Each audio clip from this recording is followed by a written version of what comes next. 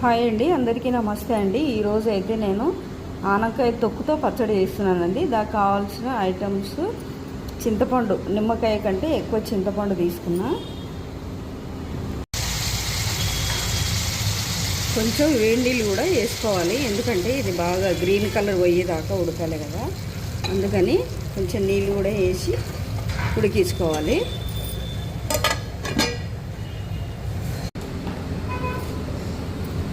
ఆనకాయ తొక్కు పచ్చడికి పచ్చిమిరపకాయలు, టమాటాలు, జీలకర్ర, ఎల్లుల్లిపాయలు వేసి ముందే ఉడికించి పెట్టానండి. ఇప్పుడు చింతపండు వేసుకోవాలి. చింతపండు వేసిన ఇది గ్రీన్ కలర్ అంతా పోయింది. ఇప్పుడు చింతపండు వేసుకొని కొంచెం ఉడికించుకోవాలి.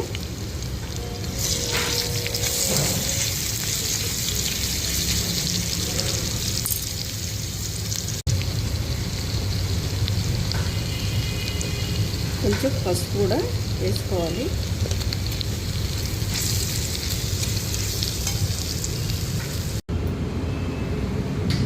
అన్నీ మిక్సీ గిన్నెలు ఒకేసారి వేసుకొని, ఇవి కూడా సొరకాయ తొక్క కూడా మంచిగా ఉడికిపోయింది.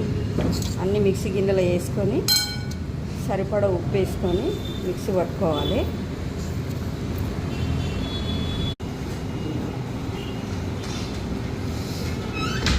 ఆనకాయ తొక్కు పచ్చడి రెడీ అండి. పచ్చడి అయితే చూడండి, చాలా బాగుంది. వేడివేడి అన్నంలో వేసుకొని తింటే చాలా బాగుంటుంది. కొంచెం నెయ్యి కూడా వేసుకుంటే ఇంకా బాగుంటుంది.